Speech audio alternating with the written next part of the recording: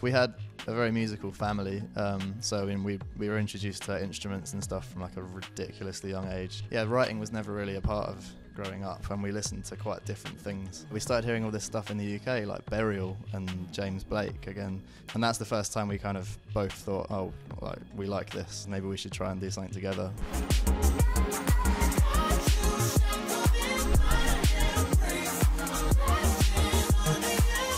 Latch is just a love song, like, you know, it's obvious. So the video is just going to have to be a lovey video, basically, yeah. Although someone commented on it the other day saying you don't have a man-to-man kiss in the video, you guys are homophobes. I was like, are you f***ing ridiculous? Like, are you serious?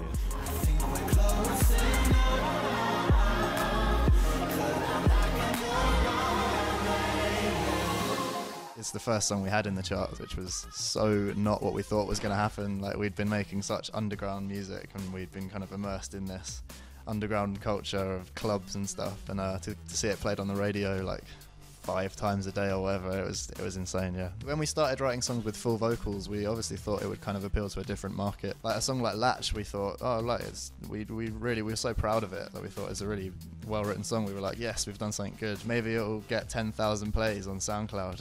And then like a week later, it had like 1 million on YouTube. Sam was just a friend of a friend.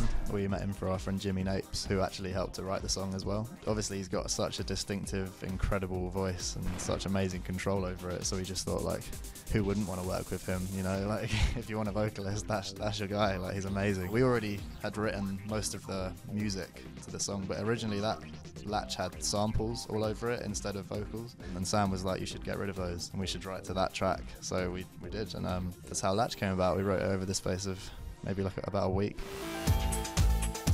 The album is definitely our sound now. It's got everything that we do involved in it. When we started making music, we didn't know how to do it. The first single that we put out, when we wrote them, we weren't like, this is going to be our first single. We were just making music to try and learn how to use the software and how to kind of structure songs, because we'd never written before. They're the first songs we ever wrote. So I think the reason we've changed is mainly just development. Like, we've kind of learnt more about it, and as well as the fact that our influences have changed a lot. Like, when we first started, our influences were purely kind of what was going on at the time. So like James Blake, is, you know, his earlier stuff, Joy Orbison, Floating Points, and like the whole dubstep scene that was going on. That inevitably leads you back to kind of Detroit and Chicago house and techno and all the older stuff. So yeah, our influences have just got older and older, which is kind of a strange reverse order of things. So please don't let go, 'cause you know exactly what we found. I'm a big fan of Eliza's album. I just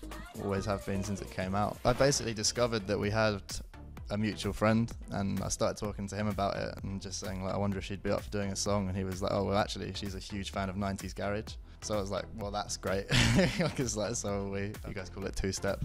But yeah, so we got in the studio and just it immediately just clicked. Like, it worked amazingly. I think it could have been difficult if maybe she wasn't such a fan of that kind of music, because maybe she wouldn't have understood it so much, but it worked really well. Like, chemistry was great. In the US, like, this whole EDM bracket, like, it covers such a wide variety of stuff. Like, we get called EDM, but so does like Swedish House Mafia and Avicii, and it's like it's not the same thing, like, at all, like, in any way. I don't know, I think we'd like to maybe, you know, distinguish ourselves as like Disclosure, and everyone knows it as Disclosure, and like, this is us. Just step out in a really nice way, you know, man, and hopefully people like the album and respect the musicality of it, because we're trying to write songs as well as write club tracks in there, you know. It's not just for the dance floor.